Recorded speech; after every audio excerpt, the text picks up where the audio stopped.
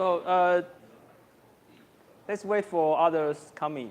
So before that, let's see one clip for a hearing in the US Congress.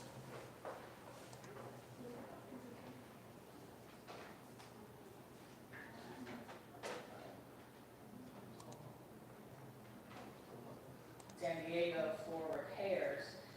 Could you give us For the deterrent effects, like kind of back here, I got them from Florida, issued in Japan, or So this is a hearing in the US Congress.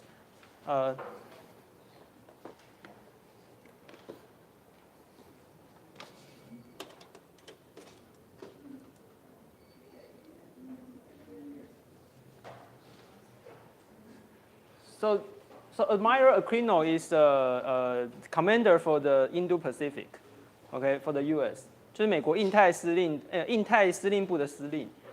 And Dr. Ratner, Eli Ratner, is assistant secretary of defense ministry. So he is in charge of the Indo-Pacific region. Okay, so those two are the direct, how to say that? The director of the whole Indo-Pacific region. Okay, so Dr. Ratner and Admiral Aquino. Let's see how the Congress questioned them. repaired in Japan, but having a more set up for the deterrent effects. Like kind of back here, I got them from Florida, Mr. Gates for 5 minutes. Admiral Aquilino, during the Revolutionary War, I think it was like 15% of Americans who fought for liberty. Does that sound about right? 15, 20%? So it's a congressperson from Florida, Mr. Gates. Okay, the first question is asking about the public opinion of the Americans. I couldn't answer that. For the deterrent effect, I couldn't answer. Sure.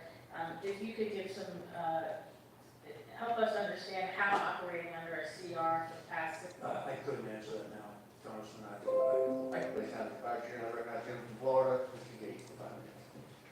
Admiral Aquilino, during the Revolutionary War, I think it was like 15% of Americans who fought for liberty. Does that sound about right?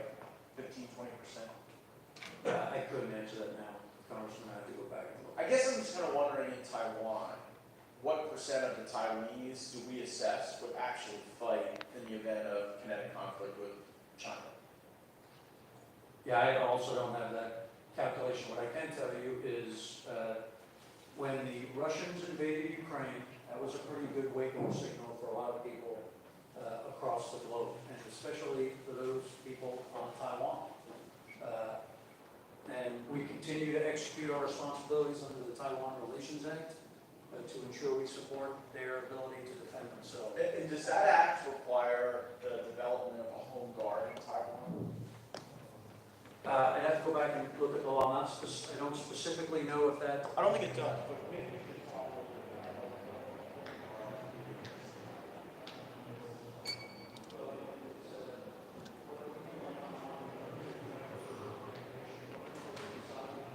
Extended that to a 1-year commitment. So again, when I talk about the people in Taiwan taking it seriously, they are, and includes that approach that you just articulated. Yeah, and I almost think that's what it's going to take, because I worry that the Taiwanese military may be infiltrated by the PLA, and that if there's really going to be a deterrent from a Chinese invasion, that might not come exclusively from the uniformed military or even the reservists. So we may have to actually, rend their capability to the hundreds of thousands of Taiwanese who don't want to be part of China, right? Yeah, your point. So what is the first question? The first question, House of Representatives, Mr. Gates asks is, so about 15-20% of American people want to fight for freedom during, I think it's Civil War or another war, right? And then suddenly, he turned to asking about Taiwan. So because Admiral Aquino is a commander of the Indo-Pacific, so they are questioning whether or how the U.S. is trying to defend or trying to deter China in this region. And Representative Gates asking that how many Taiwanese people are willing to defend themselves, defend ourselves, okay? And why is it so important for the U.S.? Why the U.S. congressman asking their admiral to how about Taiwanese people's determinants? 为什么美国的国会议员要问他们的印太司令部的司令说，台湾人到底想不想要自我防卫？ Why is it so important for an American congressperson to ask their admiral, their commander in this region, about Taiwanese people's defense capability and determinants? Why is it the case? If you are a congressperson, then if you are examining how to spend the money, a lot of money, billions of money, to another region and fighting for a war for another people, well, you should be very careful, right? So if you are a congressperson, and that is your money, okay, your taxpayers' money, 就是你们纳税人的钱，要花在一个遥远的国度，然后跟你好像没有什么关系，可是你要花很多的钱去帮助他们，你要不要小心谨慎一点？你要不要问一下那个国家的人在想什么 ？Okay, so the congressperson, Mr. Gates, asking that, well, how many of Taiwanese people are willing to fight? If that number is low, then what conclusion can they get? If Taiwanese people do not want to fight, then it's not necessary for the US to help Taiwan, right? You can easily come to this conclusion, right? Also, and what is the second series of questions? And we continue to execute our responsibilities under the Taiwan law. So from official, you can see his answer is that, well, according to Taiwan Relations Act, we provide necessary help. That is what we mentioned as the constant elements there. So no matter what is being asking, so the U.S. officials always answering that, okay, yeah, we are acting according to the Taiwan Relations Act, and we are providing necessary help, but they will not specify what is a necessary help. Okay, that is what we call strategic ambiguity, right? 就是你不管问他什么，他都会说，我们根据既有的这个政策，我们根据既有的台湾关系法，根据既有的东西，我们会提供必要的措施。Always 就像念经一样，就像我们刚才也听到，他说，我们不管怎么样，我们相信台湾人就是会自我防卫的。Okay, so in the first round of the answer in this 2 minutes, just 2 minutes, there's a lot of information there. So first, Admiral Aquilino says that, well, he believes that the Taiwanese people are willing to fight because the Russian-Ukraine war wakes a lot of people up. Then we are getting more attention to the war issues, right? That is the first. And then second, he says that, okay, we are providing necessary help according to our law. That is the Taiwan Relations Act, okay? And then the next question. Relations Act to ensure we support their ability to defend themselves. And does that act require the development of a home guard in Taiwan? So the next question is how and whether they help Taiwan to develop a home guard force. Something, well, that is basically our military force, right? I'd have to go back and look at the law. I don't specifically know if that. I don't think it does, but maybe you could talk a little bit about what the home guard theory is in Taiwan. So they are discussing about a specific strategy called home guard. That is maybe 国土防卫部队 or something like that. Okay, so the journal says that there's no specific discussion on that. Well, again, it's what the people on Taiwan have done is they do have a reserve activation program, President Tsai. Because whether or how the Taiwanese people get prepared is Taiwan's matter. So he cannot answer for us, right? So he says that, okay, we just noticed that Taiwanese people and Taiwanese government, President Tsai has done something to signal that they are trying to defend. Okay, that's his answer. just extended that to a 1-year commitment. So again, when I talk about the people in Taiwan taking it seriously, they are. It includes that approach that you just articulated. Yeah. So he thinks that Taiwanese people are taking this seriously. Okay? Well, that's positive. I almost think that's what it's going to take because I worry that the Taiwanese military may be infiltrated by the PLA. So what's the concern? His concern is that he worries Taiwan's military is infiltrated by PLA. What is infiltrated? 渗透. Okay. So the main concern, one of the main concern of the U.S. Congress is that, well, the Taiwanese people, Taiwanese military is infiltrated by the PLA. PLA is People's Liberation Army, 解放军. And that if there's really going to be a deterrent from a Chinese invasion, that might not come exclusively from the uniformed military or even the reservists. So the threat is not coming exclusively from the uniformed military personnel.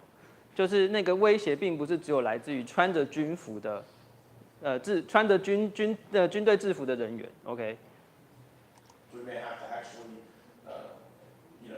rend their capability to the hundreds of thousands of Taiwanese who don't want to be part of China, right? Yeah, your point is valid, and again, I believe that that approach is, and actions are being taken there. What I would say is, So his answer is that your point is valid. 这是一个值得关注的 valid 就是合适的哈。Your point valid 就是这个点说的很好。好，然后 action is taken 啊，我们就是正在采取行动。the best example that I think exists is when Israel was attacked by the violent extremists in Hamas. The next day, 360,000 Israelis reported for duty. That's the type of response that I believe. Yeah, but And then he says that, well, when there's a crisis for the country, well, a lot of people will join the army. The reported duty is that you join the military and to defend yourself. So he believes that the Taiwanese people will do the same. Okay, well, that's very highly recommend for Taiwanese people, right? I worry that we conflate the cultural features there, right? Because what I worry about in Taiwan is kind of a replay of Afghanistan, where What is the worry of Taiwan is a replay of Afghanistan. So what happened in Afghanistan? Basically, people don't want to fight. Okay, people don't want to defend themselves. Okay. look at some fake government and Fake government. do the normal kind of DoD thing of large weapon systems, and then we give them to that government, and then the real governing power, in Afghanistan's case the Taliban, Taiwan's case perhaps China, has the ability to then repurpose those assets. Well, he puts two similar things there. So he thinks that the real power in Afghanistan is from the Taliban. And then if the US giving the weapons to the fake government, that is a government that's doing nothing, okay? And then the Taliban will take over all of the US weapons, US resources. And then he says that it's the same will that be the same in Taiwan? So the government of China taking over all of the US resources there, right? Against the United States. So it just seems to me that you are the guy, you're the person in charge of this theater. I think you need to have some sort of assessment as to whether or not you're going to get that Israel level response from the Taiwanese. What percentage of this group of people is going to stand up and fight? And sure, we're all continuously informed by events going on around the world. But in Taiwan specifically, we've seen cases where the PLA is infiltrating their government, their military, and I don't offer that as some sort of criticism. Heck, I think they try to infiltrate our government and our military too. Well, the PLA is trying to infiltrate Taiwan and also the US. That is according to the Congress, according to the Congress person. But I worry whether or not we're going to be able to rely on the uniformed service there. So is there a plan at DoD to kind of make these assessments about a home? Okay, we just stopped there. So today we are going to talk about from the viewpoint of China, okay? So some logistics first. There's an updated syllabus. Now I think the version is March 24th, so the latest one. And then, well, because of some troubles, so we cannot get the funding for the visit to Exchange Foundation. But I think we will go there. But you will go there directly by MRT. So I'm still planning for that. So before that, we have another seminar on transitional justice in April. Because there's a guest speakers, so we invite him to our department and then give a talk on transitional justice from some international experiments. So maybe not directly related to the US-Taiwan relations, but I want to tell you that during the 1980s, the democratization or the democratic movements is very important in the US because a lot of Taiwanese are doing the lobbies in the US to help the democratization in Taiwan. So, well, still related. So we are planning another book talk for the history of the US-Taiwan relationship. So it's from a journalist, an old and very elder generation journalist who published a book 20 years ago, then republished recently. We are maybe planning for a book talk for that. So it's just planning. Yeah, but for all of the group presentation, please just prepare for that. Maybe we will merge some of the group presentations in a week. OK， 就是我们就是会有一些调整。那就是因为因应就是我们还在申请，就是我们没有申请到那个校外教学的经费，但可能会请大家自己去。那这个我还没有申请到。然后4月24会有一场讲座，然后5月8号可能也会有一场讲座。那个各组的那个报告就还是照着时程准备。那我们可能会有些礼拜要就合并这样子。OK。Well, because we have a lot of holidays in Wednesday this semester, so well, there's some adjustment. So firstly, in this piece from the Foreign Affairs, Xi Jinping's quest for order, I put it in the recommended readings or required. So Foreign Affairs is the most important IR magazine, the most important. Not one of the most. It is the most important, okay? The most important one for foreign affairs, for foreign policies, and all the debate. The major debates will happen on that, okay? 就是 foreign affairs 外交事务是最重要的一个国际关系的杂志期刊。So this piece, I like this scholar, Sheena Chestnut Greitens. She is now in University of Texas, Austin. She's one of my favorite scholars. And in this piece, Xi Jinping's quest for order. So we can collect some of the keywords in this. So how to describe Xi Jinping? So security, and security. Okay, if we want to choose just one word for Xi Jinping and Xi Jinping's rule, it is security.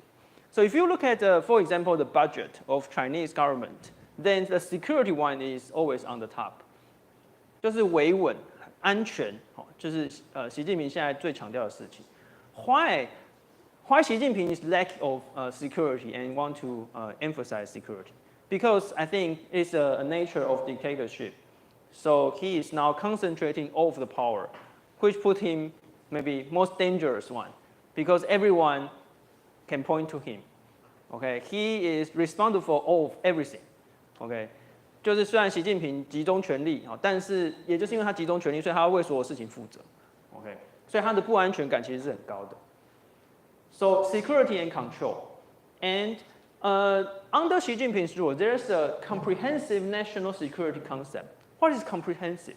That is, he wants to expand his control over all of the dimensions, like economy, education, everything. Everything is about control in our every dimension of the daily lives. Okay, so the comprehensive national security concept 就是那个什么全面性的安全，因为他认为要加强各个不同层面的安全。Okay, and under Xi Jinping, there's a significant change compared to previous leaders. That is, from domestic politics to foreign influence. So for the previous leaders, like Hu Jintao, like Jiang Zemin, because Deng Xiaoping set up a rule for Taoguang Yanghui. So we have here, Deng Xiaoping, China's leader in the 1980s and 90s. He set up a rule for maintaining a low profile. Maintain a low profile is in English, but in 中文 is 韬光养晦. 韬光养晦 is something that you should stay low key and to become more powerful before you show your power. Okay, so 韬光养晦 is the top rule for China. However, because China is indeed rising, especially in the year 2000s, when China joined WTO, then China becomes the world factory, one of the main and the biggest market for all over the world. So the economic power is becoming very big. And then China hold the Olympic Games in 2008 in Beijing. So that time, because of fast-growing economy, then they have a lot of resource to develop their military. 就是中国在2000年的时候开始，就是快速的发展，尤其是在加入世贸组织之后，真正的成为了世界工厂。那你赚了很多钱之后呢，你就开始可以发展很多的军事科技。那当然当你的这个能力越来越强的时候，你就会想要往外扩张。So 邓小平 basically chose the successors. Okay, because Deng Xiaoping is so powerful, he was from the revolution generations, so he has the authority to do this. He can choose the successors, so he chooses Jiang Zemin and Hu Jintao. So, but after Xi Jinping, there's no relationship with the revolution generations. So everything is about political struggles. 就是在邓小平，他还有这个，他还是革命时期的元老，所以他有这个权威可以去选择这个领导者。那所以被他选择的领导者，自然不会有超越就是至高无上的这种权利。但是从习近平开始，就是所有的事情都是政治斗争而来的，所以他可以把其他人都斗倒，然后取得最高的这个权利。Okay. So before we talking about China's intention, so we also read Qin Gang's the piece on how they think the US-China relation should be, right? So in this piece, can you read any of the keywords in this piece from Qin Gang? So who is Qin Gang? So he just disappeared. Do you know that? So after serving for the US ambassador for several years, he was promoted as the foreign minister of China. But suddenly he just disappeared, okay? I mean, literally disappeared suddenly. And everything just wiped out. Okay, so it's so weird. Can you imagine that one of our minister just disappeared and then everything, every records online just wiped out, okay? So Qin Gang just served for the foreign minister for a very short term, okay? But when he was the US ambassador, I think he's indeed very good, okay, very good. So we can see in this piece, just China and the US must find the right way to get along in the new era. So you can read in the title. So the title basically describes how China thinks. China thinks that, okay, we should not compete. We are not enemies. We want to maintain a very good relationship with the US. And in the keywords, you can see that China emphasized the importance of trade, okay? Because the US is having a trade war with China, putting a lot of tariff barriers. 就是在秦刚的这篇文章里面，他强调很多事情，就是说要合作，不要竞争，不要对抗。然后呢，这个中美有很多事情可以一起做。然后呢，还要说这个要贸易很重要，因为其实美国就是贸易制裁中国，所以中国其实经济受损很严重。所以 one of the keywords in this piece is trade. Okay, trade. engagement. Okay, so it's basically the in paradigms during in the past several decades. Okay, so he wants to resume that. Okay. So the question is, you can see two different pictures of China. One is from this. So Xi Jinping, well, rising China, very powerful, expanding his ambitions, right? Another one from the top, one of the top diplomats of China, saying that, okay, very soft, okay, we should cooperate, we should do more trade, we should go back to the old era that, well, the US and China has a very good relationship. Very different pictures, okay? For me, I think that is what a diplomat should do, okay? So he is serving very good because he is, I mean, relatively soft compared to China's diplomat to other countries. So China's diplomats now has a nickname of wolf warrior, right? Wolf warrior. Why? Because every diplomat of China seems to be very hardline. I mean, they blame other foreign countries very often. Okay, can you imagine a diplomat blaming the local hosting government? It's very difficult to imagine. Okay, 就中国现在就在搞战狼外交，就是他们的外交人员到别的国家，然后到处去骂那个国家人这样子。那你很难想象有一个国家的外交官可以到一个国家，然后去到处骂人哦。Okay, and Qin Gang, so he writes a lot of articles, like in the New York Times, in Washington Post, and doing very good job of trying to persuade the U.S. not to do too harsh on China. Okay. However, well, he's just a diplomat, not a decision maker. So Xi Jinping still adopts a lot of wolf warrior policies. Okay. So China's political system. Okay. We should know that because you will see two different roles, two different people. So first one is the foreign minister of the state council. State council is 国务院, actually it's a central government. Okay, so it's confusing because 国务院 in American is Department of State. That is the foreign ministry. 就是国务院在美国是外交部。在中国的国务院就是他们的中央政府，相当于我们的行政院。Okay, so in Mandarin translation is confusing, but in English, I think it's okay. But state council, just actually the central government. You can think of the central government. So there's a foreign ministry in the state council, and there's another one called Foreign Affairs Commission of the Central Committee of the Chinese Communist Party. There's a head of that, director of that. Okay, why is it the case? So who are the top? Who is leading whom?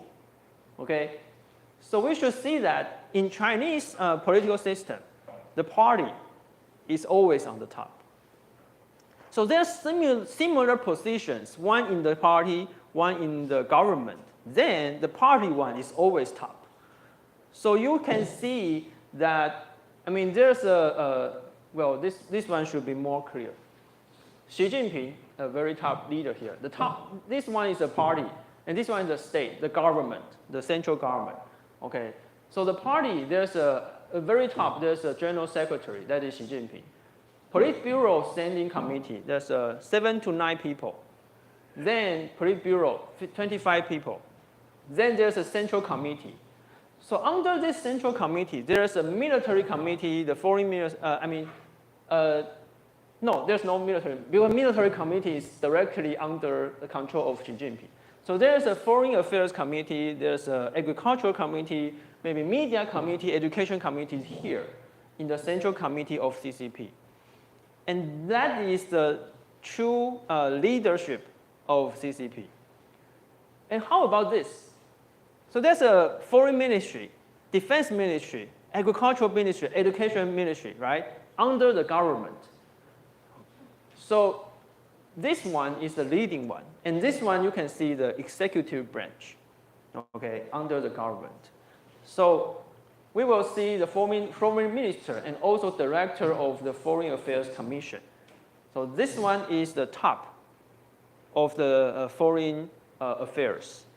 And this one is maybe the second, or I mean the executive branch of this central committee.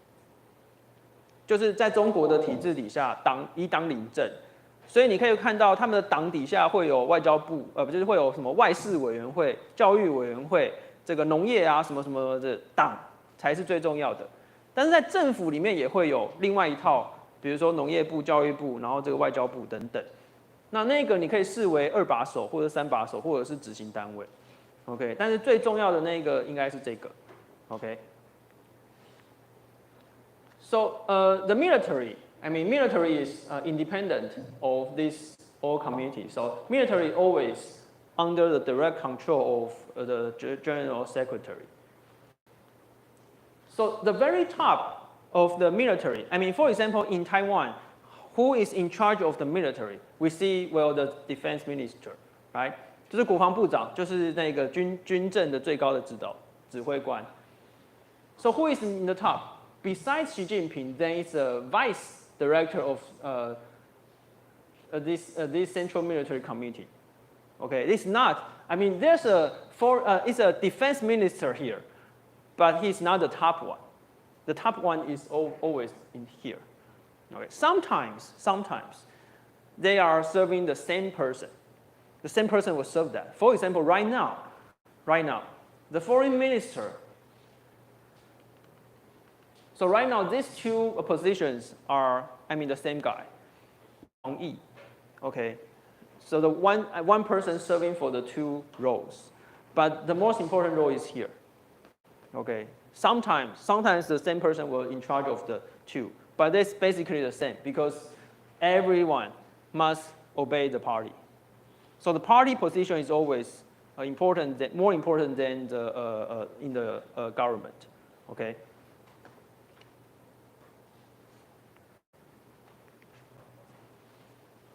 So Xi Jinping is here. So Xi Jinping has 3 roles. One is the General Secretary of the Chinese Communist Party. Another one is the chairperson of the Central Military Commission, 中央军委会主席. And he's also the president of the People's Republic of China, 国家主席. Okay, so 3 roles. So the most important one is the General Secretary. Okay, party is always the most important. And there's a premier here. So after Xi Jinping took power in 2012, so he basically reversed the so-called collective decision-making process established by Deng Xiaoping. Because Deng Xiaoping knows that dictatorship, the weakness of the dictatorship is that it's a one-man rule. Then if that one man makes some stupid decisions, nobody can constrain that. Nobody can reverse that or prevent that. So he established a so-called collective decision-making process for China. That is here, Politburo Standing Committee consists of 7 to 9 people here.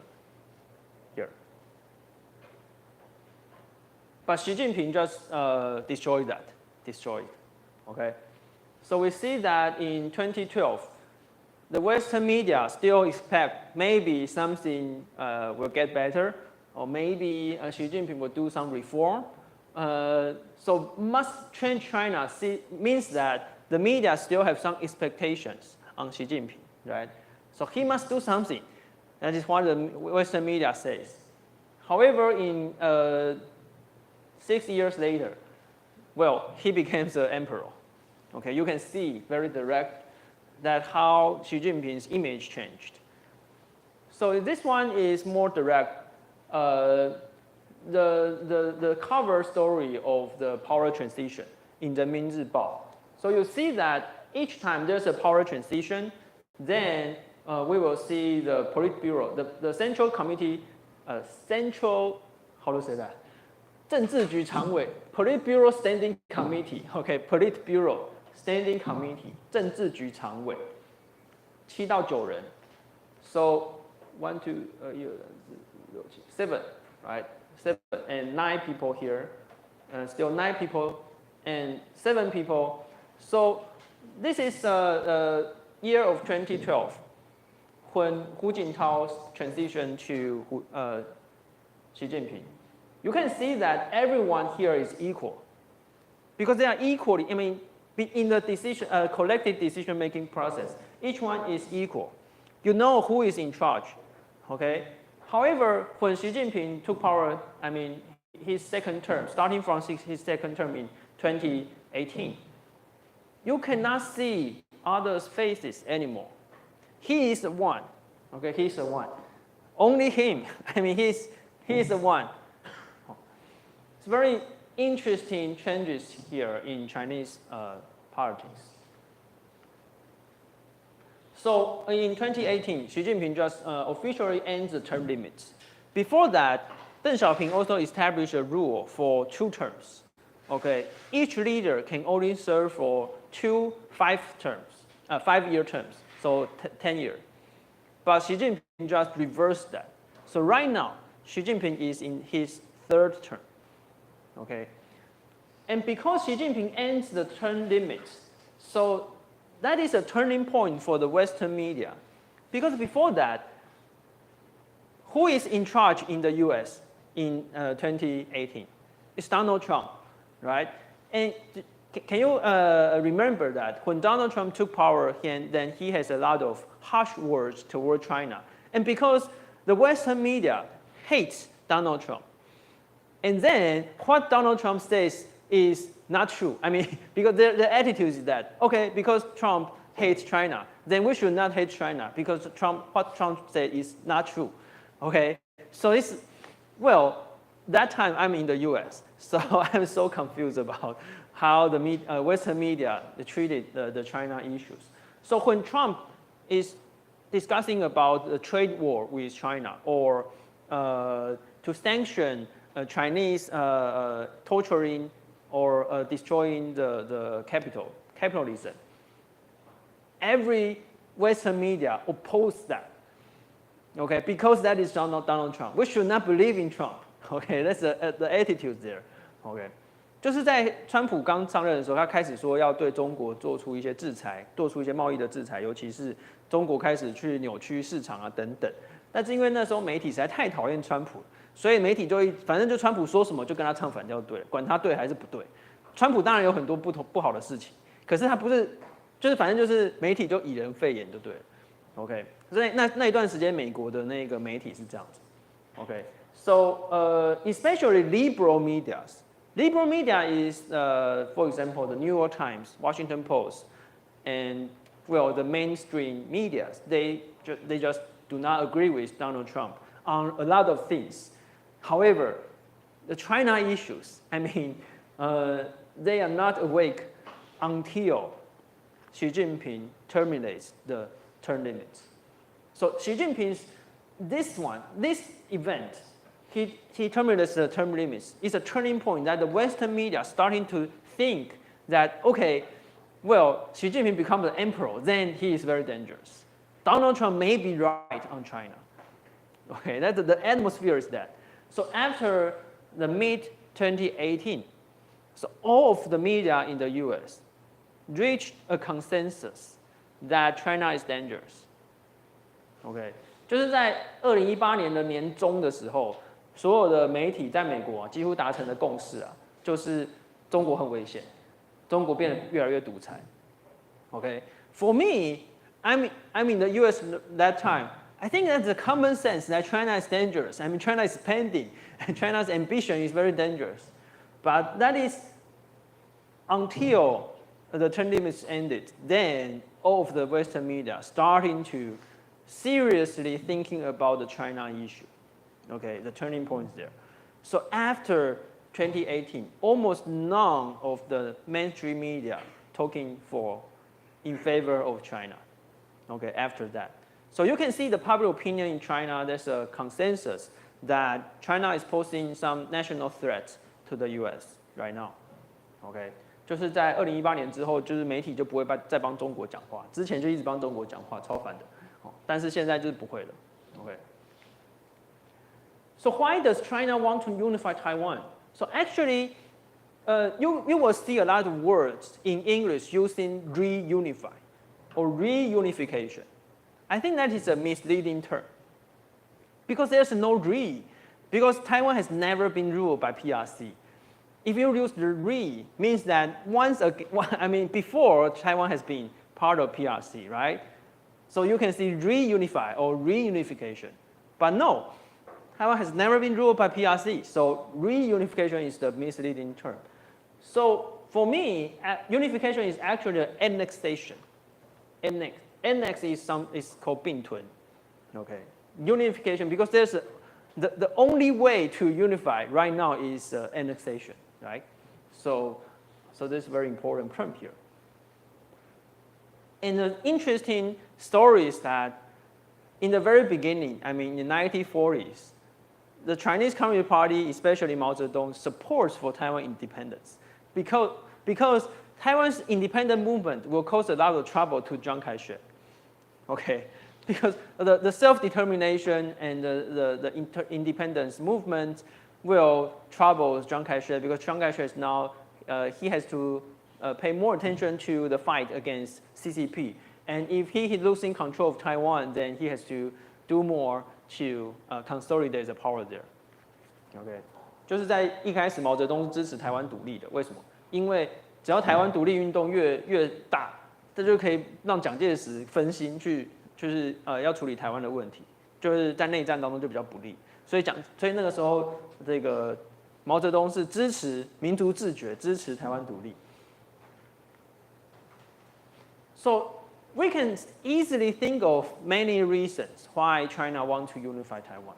So a lot of reasons, like nationalism is a sense of nationalism, like including they want to pursue for the great era of the Chinese.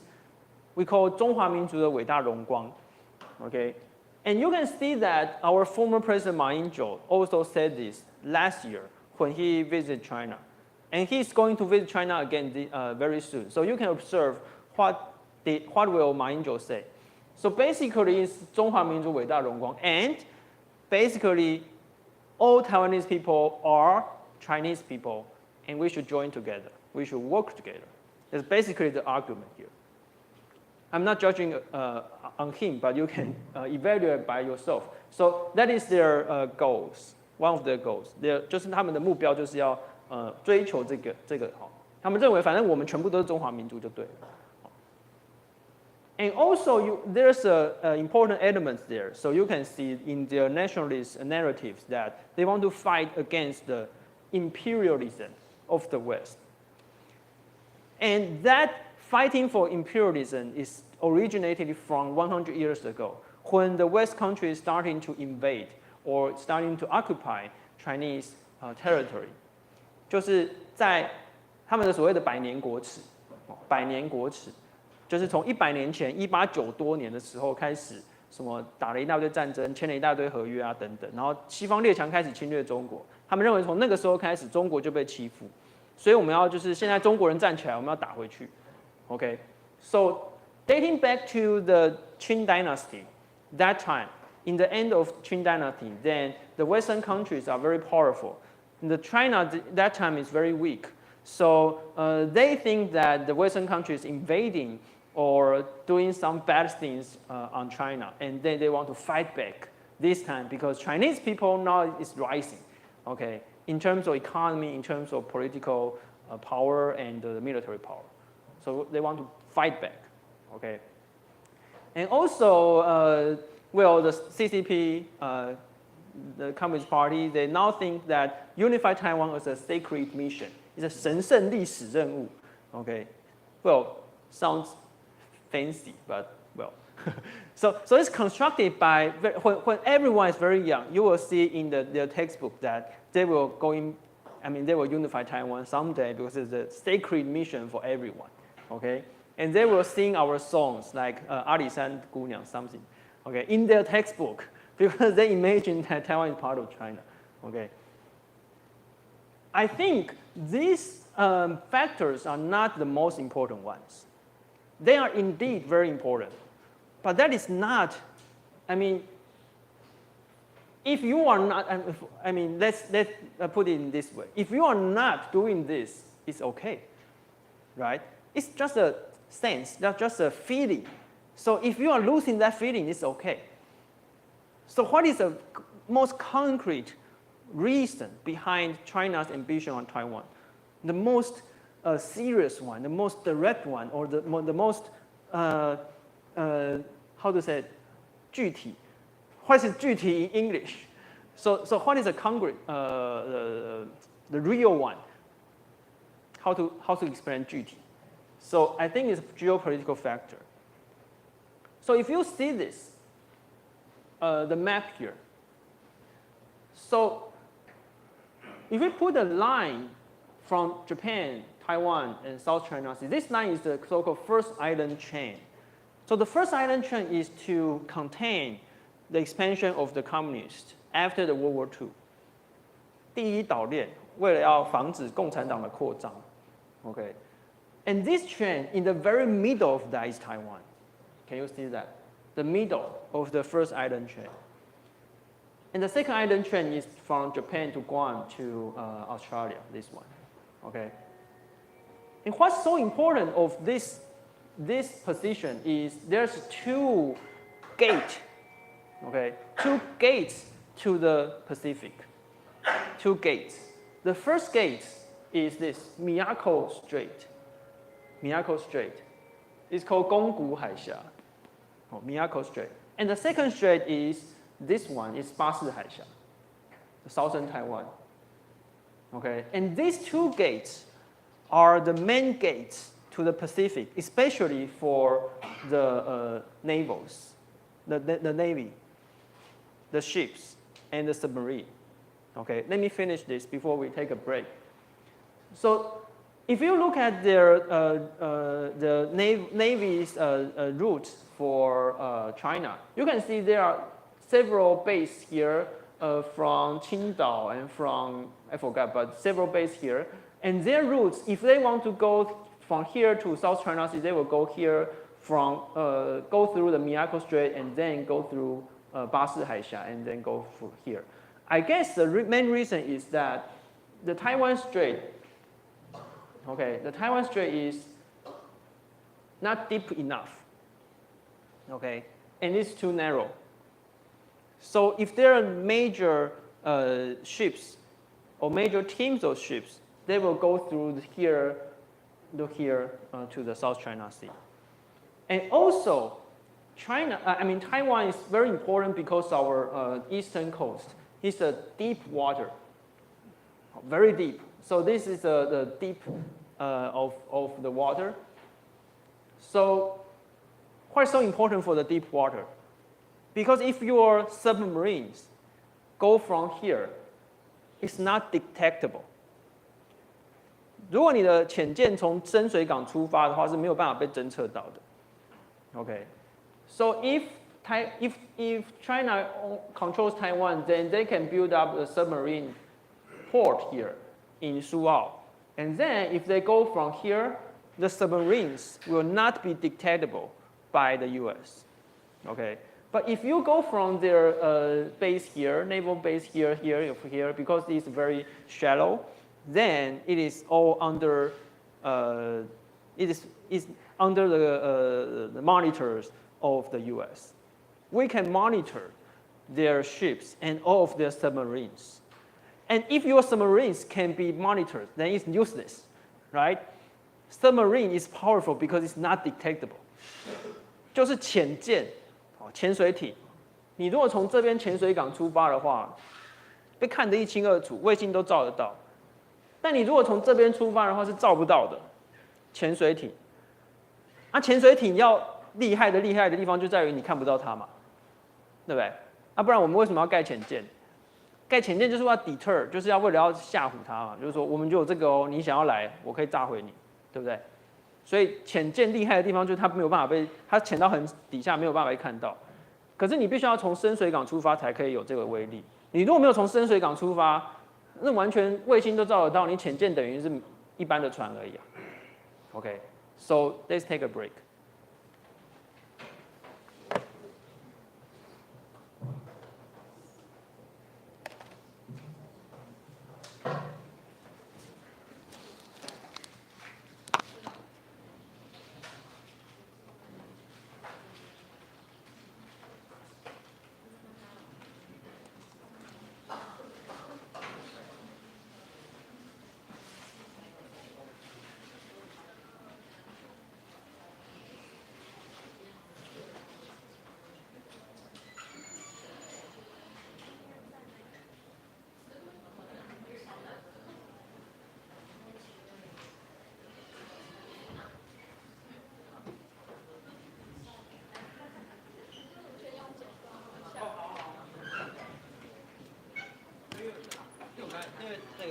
助教今天生病，所以不然答案你要对不起，你要把它遮住。对。你是直接下来，还是要等你的email？好，你有寄到是谁寄的？助教？是学妹吧？但是我们可以从 Canva 直接跟 Canva。对啊，好吧。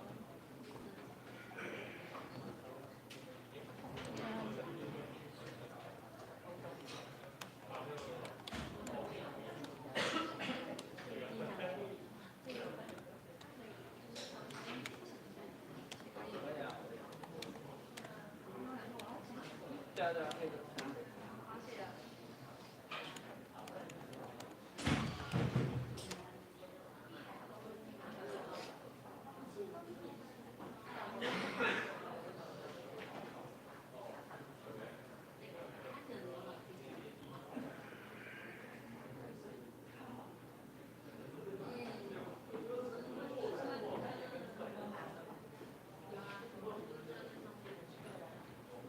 你们要不要从我电脑下载？那个档案有改吗？昨天那个吗？现在有改一个比较哦，好，那你或者是你要寄给我，然后我从USB出来。这样。好，那没关系，没关系。也在哪？有。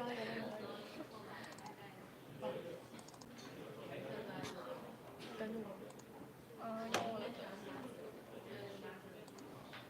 没有，就是那整个建议的那个书，应该是说一定要从建议的书。还是要验证几个。那时候上面，我就说从就是省略的时候。好啊，他想过来。要看是偷看这样。对。现在在玩那个。之后应该也会有，但是不知道吧。要这样选。直接打开。其实我们也可以直接，你再点就直接进去，然后就开始，然后放大是这个。那我们先下载下来，如果等一下网络不好了。哦，好啊。PDF。对。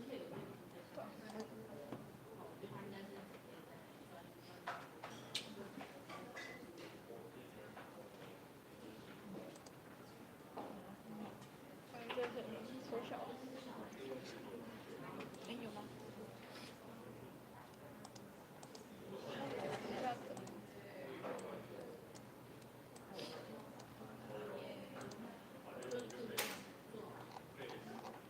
这张可以用吗？可以放大。显示吗？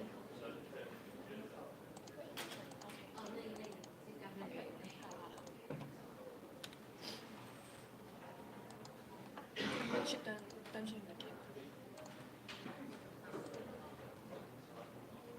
应该没关系吧，反正没关系吧，好，先放走。对啊，我放等一下。好。OK。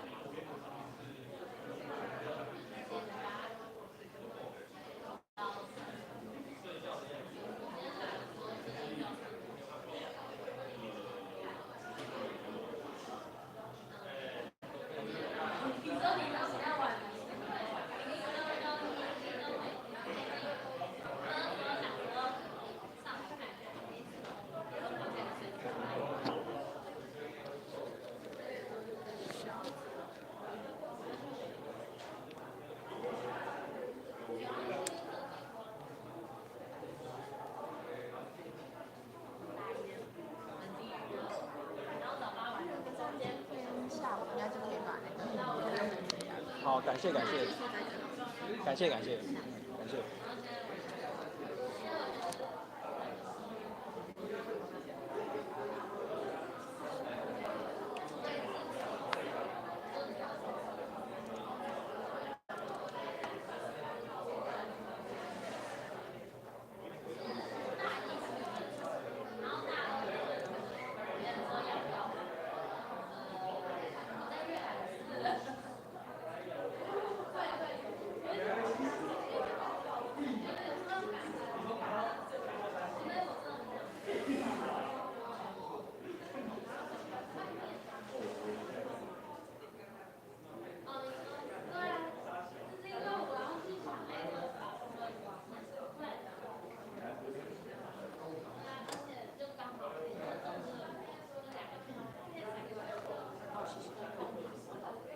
So this is a question for today.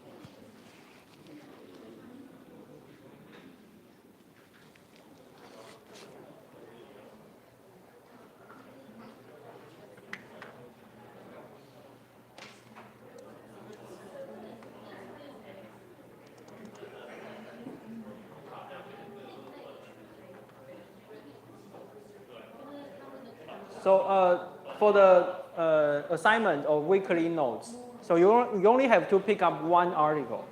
Okay, there are always a lot of articles there. So you only have to pick up one, okay, one article. And if this is a book or a policy paper with a lot of chapters, you can pick up just one chapter to summarize.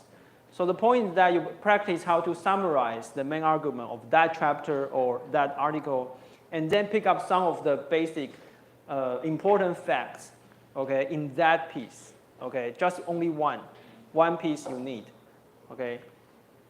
Well, seems like I'm very kind. I'm not asking you to do all of them, but well, if you are in the graduate school, you have to read them all and do the notes for all of that. But it's just I just want to do some practice, okay. So let's continue on China's ambition to Taiwan. So basically, in short, okay, taking over Taiwan is the key to challenge the US hegemon in this area, okay. You should take over this, and then you can proceed to the Pacific Ocean, okay. Proceed to the Pacific Ocean, which is now under the US control. The US is no doubt, is a hegemon, is a 霸权in this area. So if China wants to challenge the US hegemon, then it has to break through the Pacific, okay, the Pacific Ocean. So right now, we see that China is doing a lot of diplomatic works in the Pacific Oceans, like here, the island states here, okay, the island state here. There's a lot of countries here, including some of our diplomatic allies in this area. But it's only here. Your Navy still cannot go through to the Pacific Ocean, okay? But it's now establishing some of the cornerstones there, okay, before China wants to challenge all of the US. So Taiwan is a key position here. This is something we call as a natural lottery, 就是上天的乐透, okay? So when we talk about Afghanistan, when we talk about Ukraine, when we talk about other places, other conflicts, always we should examine its positions. Geopolitical factors always comes first. That depends, that will determine whether other countries will pay attention to the conflict. Okay? So the conflict will the conflict influence all other countries? Then, if the answer is yes, then other countries will pay attention to this. Okay? Because Taiwan is so important here. So other countries will, now more and more, they are likely to discuss about Taiwan. So in 2019, January 2nd, there's an important talk by Xi Jinping. So during that time, so it's just only happening 2 months later, 2 months after the local election of Taiwan. And that time, everyone, most of people in Taiwan think that the next president is Han Kuo-yu. Okay, the next president will be Han Kuo-yu that time. And then China just launched this. So Xi Jinping delivers this speech. That is 告台湾同胞书 40 years anniversary. 告台湾同胞书 is a letter to Taiwanese people, letter to Taiwanese compatriot. Okay, 40 years ago, Mao Zedong delivers this to ask Taiwanese people to go back to their motherland. And the 40 years anniversary, there's a new 告台湾同胞书. There's a new letter to the Taiwanese compatriot, and Xi Jinping says that they are pushing for unification. That is a direct change, because in the Ma Ying-jeou administration, they are not pushing for unification. They are just emphasize interactions, like a lot of beneficial policies, the tourist, economy, trade. But in this one, the narrative totally changed. Okay, so Xi Jinping starting to push for unification, and also Xi Jinping officially defined the 1992 consensus as unification. Okay, from this time. 从2019年1月2号开始，习近平正式的把9·2共识定义为一国两制的台湾方案。OK， 他定义了。Okay, so after that, you can see a lot of Taiwanese politicians, including柯文哲, including a lot of KMT politicians, always blame DPP that they changed the definition of 1992 consensus. It's wrong. It's Xi Jinping, okay? Xi Jinping changed the definition of 1992 consensus, okay? So like柯文哲always make a joke that, oh, the DPP just changed that. DPP just 污名化9·2共识. That's not correct, because Xi Jinping directly changed the definition, okay? Not DPP, okay? So China's policy toward Taiwan is always sticks and carrots. So sticks, just a military threats, and also carrots is that there's a lot of beneficial policies, a lot of, okay, to attract Taiwanese people to go there to study, to work, to invest, and to do more, trade, socio-economic interactions. Always a lot of beneficial policies. And then in 2019, this speech, after that, they started to push for the one country, two system Taiwan plan, 一国两制的台湾方案. Okay, so one country, two system is basically, you can Google that, but in short, that is to guarantee some of the autonomy to another place. Okay, guarantee. For example, they guarantee Hong Kong to maintain their political and economic systems for 50 years. But in their 20 or 21 years, then everything just destroyed. Okay, so one country, two systems. And the first one country, two systems is was designed for Tibet. For Tibet. So after 7 or 8 years, then everything was destroyed in 1950s. 最先的一国两制是设计给西藏的，西藏。那他们签了和平协议之后，大概7、8年。就解放军就开进拉萨，然后呢，这个达赖喇嘛就逃亡到现在。OK， 那接下来一国两制当然就是给了香港，给了澳门哦。那一开始是一直说要给台湾，但是台湾一直不要，所以这个就先给了香港，希望把香港建设成一个示范区这样子。OK， 那很显然这个也是没有办法维持的。So one country, two systems, designed for Tibet first, and then to Taiwan, but Taiwan refuses to accept that under Jiang Jingguo, and then in the late 1990s, Hong Kong and Macau. So we see that, we witness that how China just abused Hong Kong's system, right? And in year 2022, there's a general plan for solving Taiwan problem, 解决台湾问题的总体方略. Okay, general plan for solving Taiwan problem. So it's a new term, new plan. Okay, basically it is anti-foreign intervention, democratic consultation, and unification promotion. 反独促统，民主协商，反外国势力干预。And if you read their reports from their party congress of the 20th Party Congress, then you will see that they put the priority of anti-foreign intervention as their priority. 反外国势力干预 is, I mean, now their top one, their top task. Okay, so they hate other countries like the US. They hate other countries that help Taiwan. That is their top.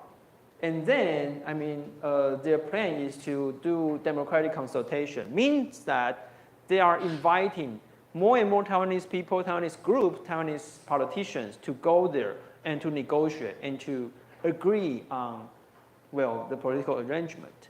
So you will see a lot of politicians go there, visit there.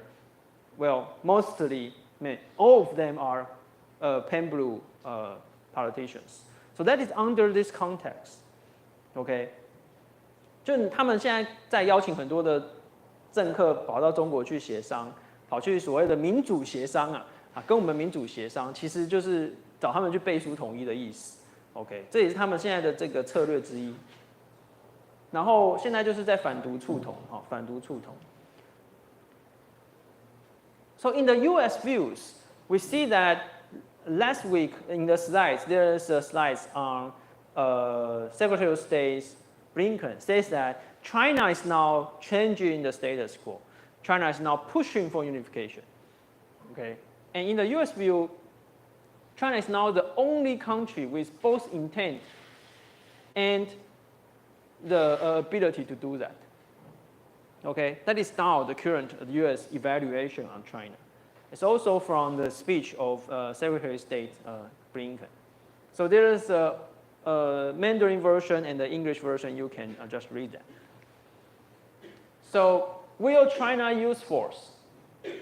So this Admiral Aquilino, we just saw it in the hearing several days ago. This is the last one. The previous Admiral Davidson, he, I think in 2021, says this. Davidson window of 2027, he said that the most likely year of Chinese invasion will be in 2027. Well, and he re-evaluates this. I mean, because the Congress persons just asked, well, do you think that China is still capable of invade Taiwan in 2027? He said yes, okay, very recently. Because according to their evaluation, China is still building up their military very soon, very fast. So China is building its military on a scale not seen since World War II, and on track to be able to invade Taiwan by 2027. So the key word is be able to. That is, they will be ready. I mean, their military will be ready. But ready not means that they will do this, right? You have the capability to do this, not equally that you will do this definitely.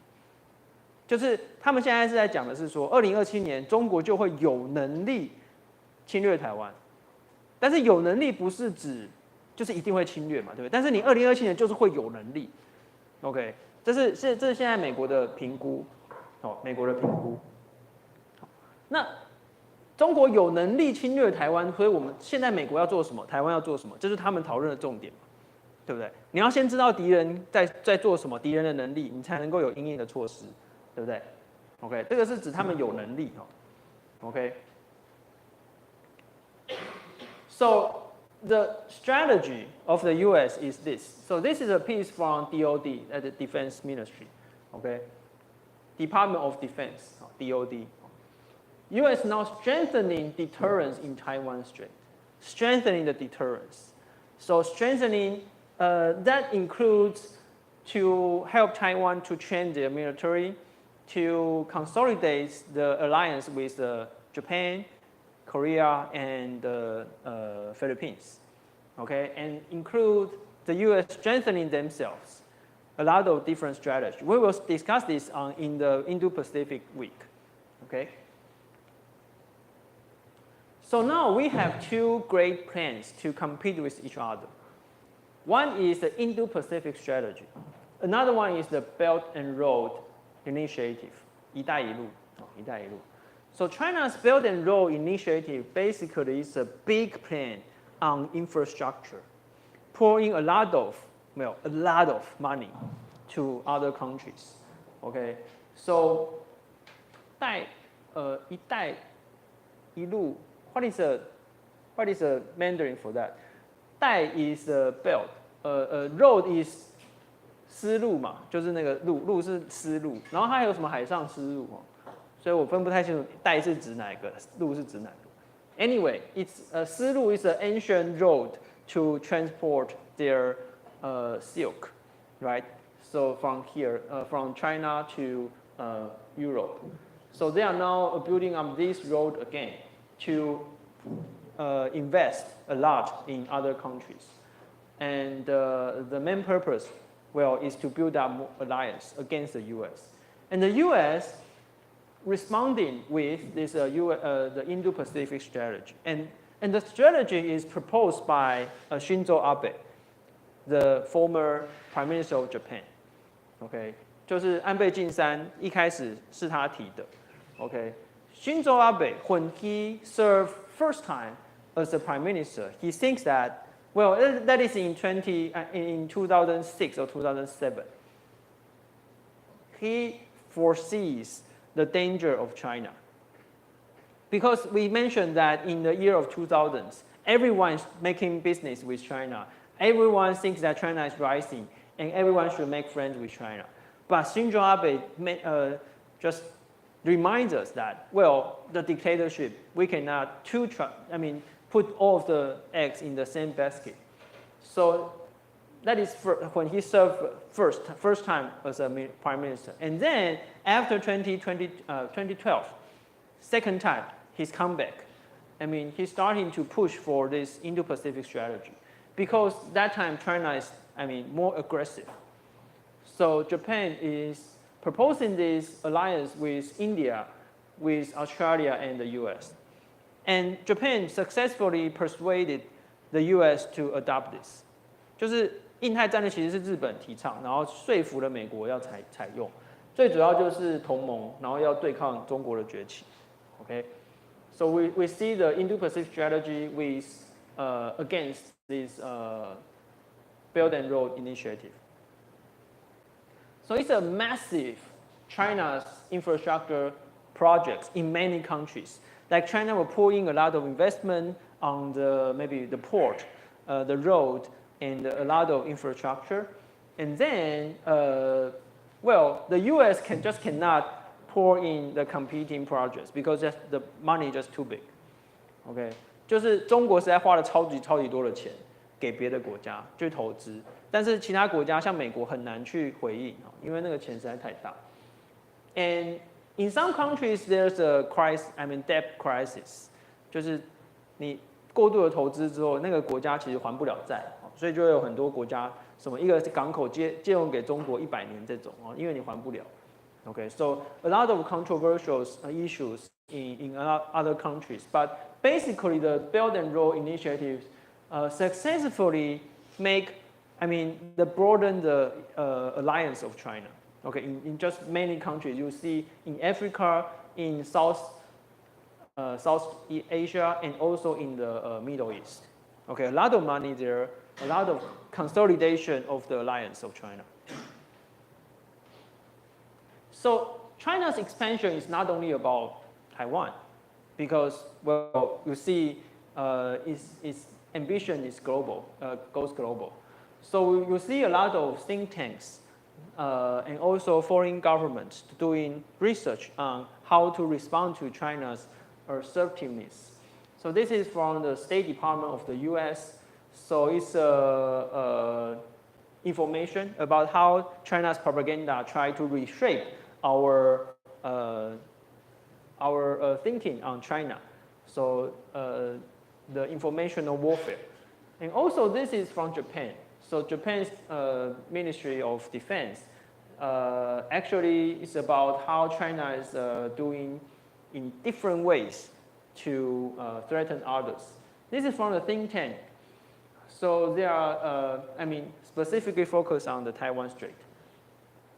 We also see there's a non-military activities, and that is called sharp power. So this sharp power, the noun is firstly invented in 2017 by the National Endowment of Democracy in the US， 就是美国的民主基金会 ，OK， 民主基金会。By the way, can you imagine that our 民主基金会 now the chair is 韩国瑜? Well, very funny. Okay. So sharp power. So it's how China use the freedom of speech and freedom of press and a lot of democratic institutions to infiltrate into democratic countries. Like they buy a lot of influence in the media. They buy or they give money to the scholars, and some illegal activities there. And also there's a Mandarin version of the scholars' findings, the scholar book called 瑞实力制造机, edited by 吴建民老师. So if you are interested in these issues, you can find these books. Also, there's economic coercion. So we see that China sometimes will ban Taiwan's products, well, for no reason. There's reasons. For example, they accuse Taiwanese product, the Taiwanese like fish, to have COVID-19. Can you imagine that? 就是他们有的时候就禁止台湾的那个商品，比如说他们有一次就说我们的鱼上面有那个新冠病毒这样子，就是很蠢的理由。但 anyway. So they will use a lot of economic coercions to other countries, not only Taiwan, but also other countries like Australia, like Norway, and a lot of countries. So China just launched a lot of coercive diplomacy to many countries. So many countries in the world have to respond to that. Okay. Also, they have these overseas police stations. So can you imagine a country, a government, build up their own police station in another foreign country? Well, that's how China is doing. So they established this called 同乡会 for, how to say 同乡会 in English? It's just home group of, in another country. Well, I don't know how to translate in English, but well, 同乡会, these groups pretend to be a civil group, but actually it's Chinese police there. Okay, so that's all, just hurts the sovereignty of another government, right? So they established this police station overseas in many countries, including the US, the European countries. So under China's education, so most of people, especially young people, this is a leading scholar, leading IR scholar, Yan Xuetong. He described that the Gen Z Chinese student. What is Gen Z? It's born after 2000. What? Which year? Well, you can Google Gen Z, but basically it's young people, very young people, younger than you, I think. So Gen Z students brought up to hate the West, okay, because the government teach them that we should fight back to the imperialism, to fight back as a 百年国耻, and to pursue for a great Chinese. Okay, so demonstrate the sense of superiority, confident, and also West is evil. So their mindset. Okay, mindset. Oh, there's a Mandarin version of that. So this is translated. So after the very current event, you can see, so this one is Wang Yi. So he's now the head of the foreign committee in the party, also the foreign minister, okay? Well, because, well,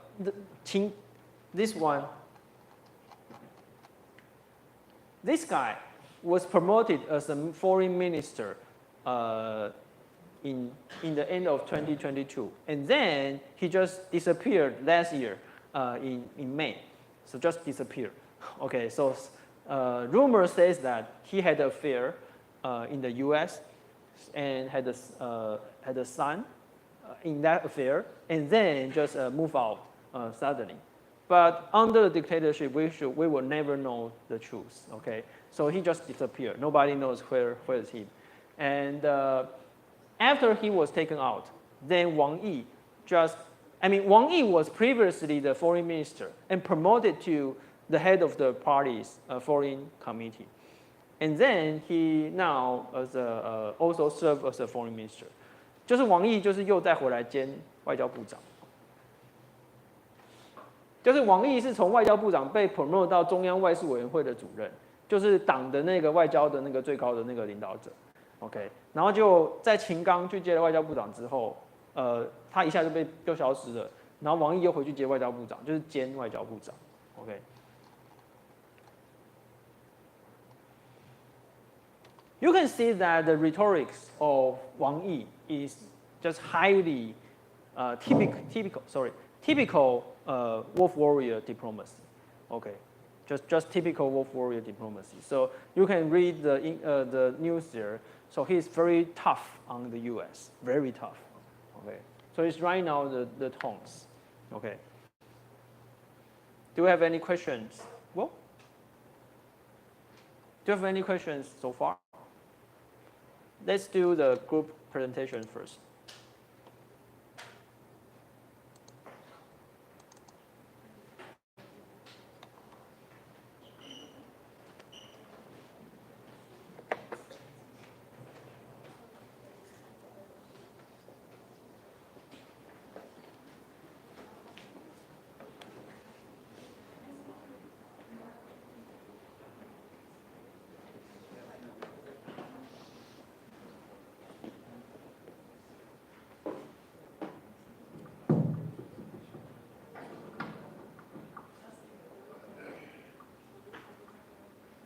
Please introduce all of your members first. I'm Zhengrui Fan Yuntao, and there will present here will be Zhang Qiu and Wang Roujing, 还有战争，然后剩下的都是做报告。Okay. Good morning, everyone. The topic we're going to talk about today is after 1950, how the U.S. helped ROC to reestablish the rule in Taiwan, military and economic aid. There will be four main contents that we will be discussed. The first one is the history of the U.S. aid, and the second one is the financial support, and the next one will be the military supply, and the last one, the effect of the U.S. aid on Taiwan. Okay, for the first part, the earliest U.S. aid can be traced back to the US-China Economic Assistance Agreement of 1948. At that time, it was at the end of the World War II, and the U.S. realized that it needed to help the countries in Europe and Asia to rebuild their military power to prevent the spread of communism, and begin to provide weapons, training, and technical assistance to help these countries to build up their own military power. At the same time, the nationalist government established the Committee on the Utilization of U.S. Aid under the executive reign in Taiwan to be responsible for the receipt, management, and distribution of the U.S. aid.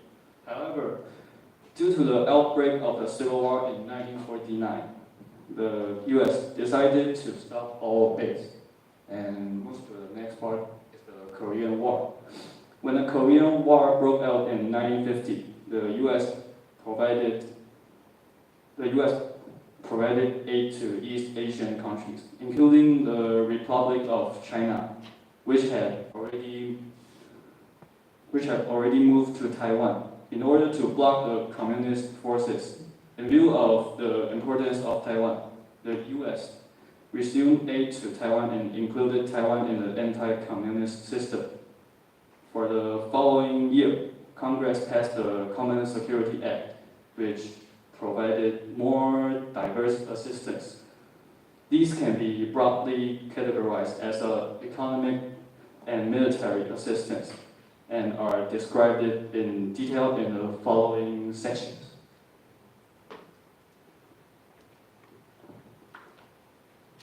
Next, we will talk about the acts of finance. Now, between 1950 and 1965, the U.S. provided Taiwan with about 100 million a year in this U.S. aid.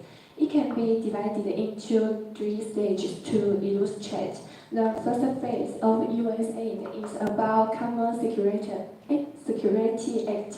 The second phase of U.S. aid is about Public Law 480. The third phase of U.S. aid is about International Development Law. After the outbreak of the Korean War in 1950, the Common Security Act was passed by the U.S. Congress. On the side of the U.S., they set the MSA to handle assistance to foreign countries. On the side of Taiwan, they set the COUSA to deal with related matters. Look at this picture. There are 4 types of Taiwan received. One is direct military aid. 2 is defense support.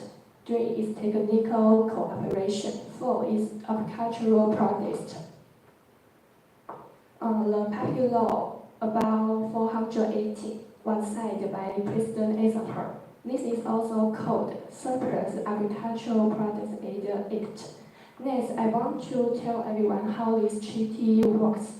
The United States sells surplus agricultural products to recipient countries. Then they were required to set aside equal amount of money in military fund account to help military development and economic development. Later, the Development Loan Fund was established to support many infrastructure and investment programs, like Schumann Reservoir and the expansion of harbors and power plants. The benefits about the U.S. aid: 1 is curb inflation effectively. 2 is promoted the development of agriculture and the industry to increase the Taiwan's production capacity.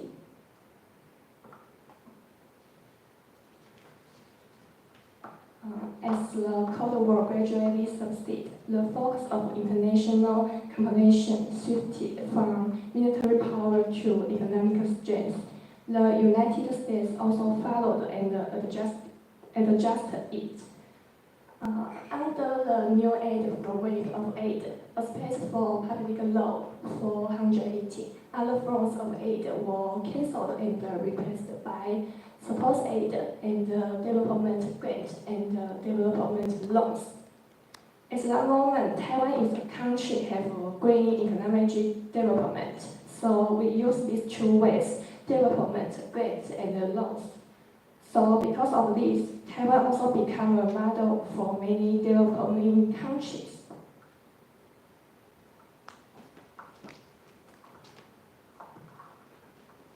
Regarding the sanction of military assistance, this report will use the US-China joint treaty as a starting point and will be divided into three parts. The first part will be on the US-China joint treaty itself. The second part will be on the military equipment and troop assistance based on the treaty. And the third part will be on the impact of the US-China joint defense treaty.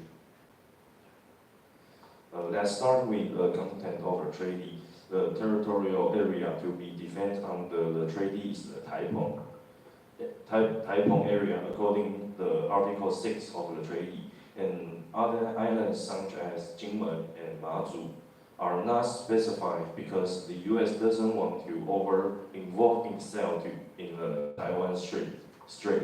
And if it were to state directly that is defending the islands close to the mainland, it might lead to unnecessary conflicts. The spirit of the U.S.-China joint defense treaty is based on the collective defense, whereby allied nations defend themselves against potential enemy based on security concepts. In addition, the reason why the U.S. formed an alliance with the ROC government was that it was worried about the further expansion of communist power into the First Island chain, which would be quite unbearable to the maintenance of the U.S. lead order in the Western Pacific. After a brief introduction of the treaty, let me briefly introduce to you some of the more important military conflicts of the period and the role of the United States in them. The U.S. initially adopted an ambiguous attitude towards Taiwan, fearing that it would be affected by the cross-strait situation. It is diplomatic strategy. With the Korean War troops, the United States becomes increasingly passive in Taiwan defense, and the CCP took the opportunity to attack the Dacen Islands with superior force in order to avoid a large-scale military conflict. The U.S. trying to best to persuade the government of the ROC to retreat to the Dacen Islands, and at the same time send its Navy and Air Force to help its military and civilian to restrain, so that the situation of the cross-strait partition was really finalized. Coming back to the second Taiwan Strait crisis, because of the failure of the domestic politics, the CCP need to divert its attention. Also took the opportunity to the August 23 authority battle to test the bottom line of the United States in assistance to the Taiwan Authority. At that time, the U.S. took two main measures. First one is deploying fighter jets from the Philippines to Taiwan and keeping flight strategy bomb on alert in Guangdong, ready to bomb mainland target at any time. Second one is sending the 7th Fleet to patrol to Taiwan Strait in order to effectively counter to a possible military threat for the CCP. In order to assist in the defense of Taiwan, the U.S. sent the Army, Navy, and Air Force to station in Taiwan in the 1950s.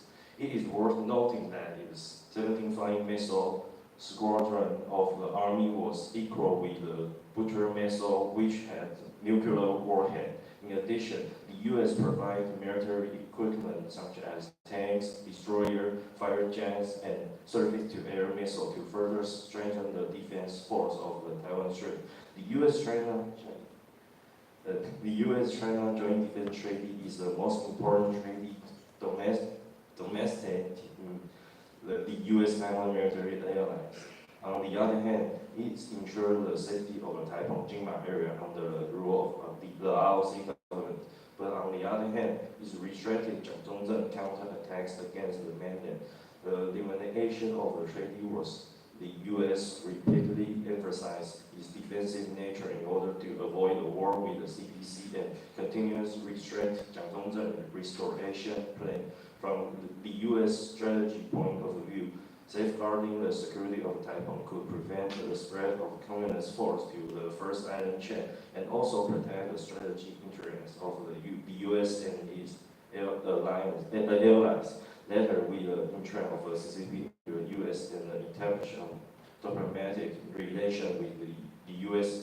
The U.S. began to gradually withdraw in military assistance in Taiwan and replace it with the U.S. domestic law, the Taiwan Relationship Act, to maintain the norm of Taiwan-U.S. relation and cooperation.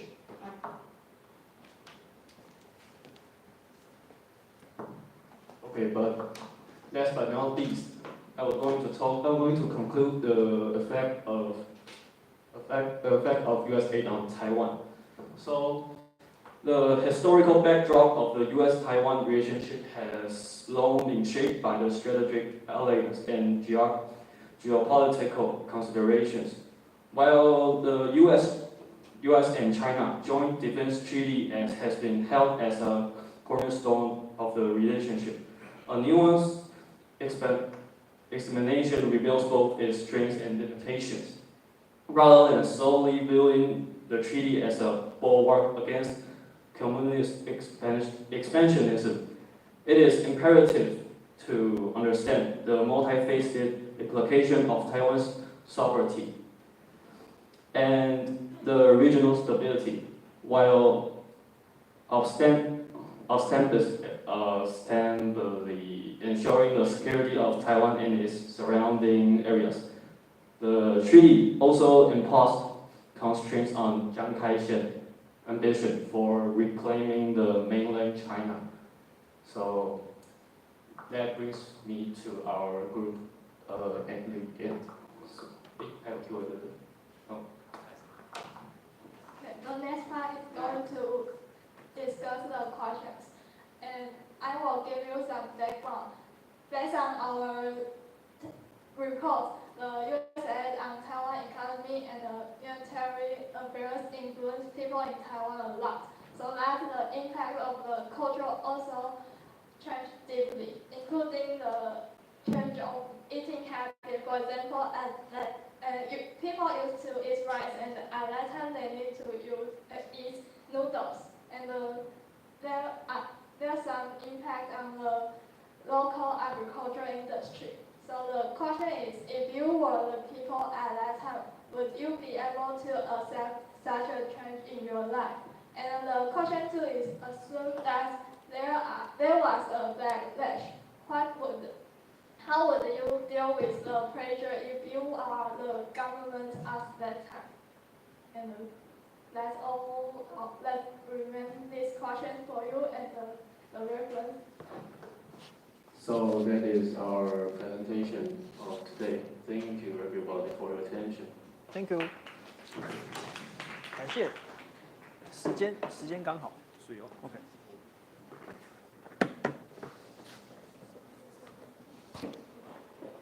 Thank you for the presentation. The timing is perfect.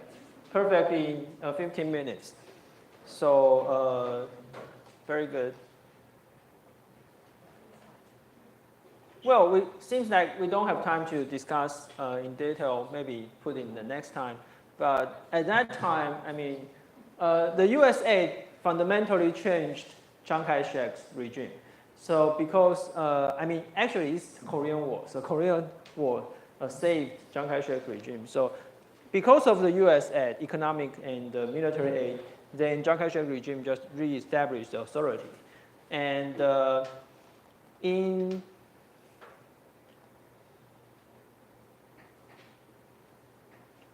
where is that? Okay, so in the Taiwan Strait crisis in, I think it's 1958 or something, what is the year of this? So because Jinmen is not included in the treaty, in the defense treaty, so there's a fierce debate in the US on whether they want to help Taiwan, help Chiang Kai-shek.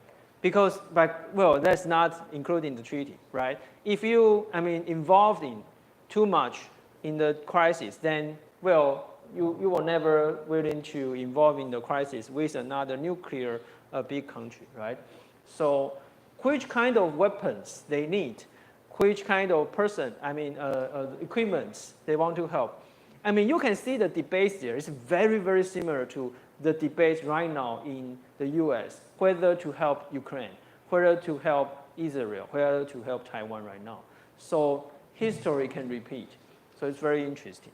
就是现在美国在辩论说要帮助乌克兰该放什么武器，武器那个设备的等级到什么，那个时候完完全全都有发生，哦，就是这个历史是会重复的 ，OK。And well, the final minutes. So I highly recommend to see the movie Top Guns. 就是捍卫战士 the first one and the second one. I think that is a very good filmed movies on how US showing their muscles.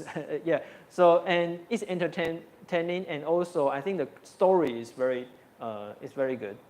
And also there's a famous jacket of Tom Cruise, very famous jacket, and that jacket shows the map of ROC Japan, United Nations, and also the Navy.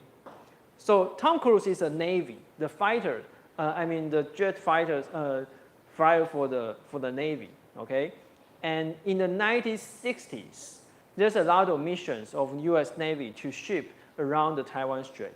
So that is the origin that jacket from. 就是《捍卫战士》里面那个汤姆克鲁斯穿的那个外套非常有名，后面就是有一个大大的中华民国的国旗，然后大家都会看说那个拍第2集的时候，那个中华民国国旗有没有被消失？之前有个新闻是这样，那个国旗就是因为在纪念1960年的时候，很多美国的海军一直在巡弋这个台湾海峡。Okay, so it's part of the U.S. military. One last thing is that in 823炮战 okay, because the U.S. do not want to get involved in the conflict in here, right? So who helped Chiang Kai-shek? It's Japanese. Okay, the Japanese. Why the Chiang Kai-shek want to hire Japanese in the military? First, they want to, the experts from the military to reestablish the military here in Taiwan. Also, Chiang Kai-shek do not want to rely too much on the U.S. Okay, so he finds out the Japanese expert to balance the U.S. influence. He tried to, because Chiang Kai-shek want to 反攻大陆 to retake the mainland, but the U.S. just prohibited him to do so. So he want to do something by his own. So he invited the Japanese experts. So the keyword is 白团，白就是白色的白，白团 ，okay, by Chiang Kai-shek. Okay, so I think let's call it a day. We will see you in 2 weeks. Okay, next week is a spring break. Okay, see you later.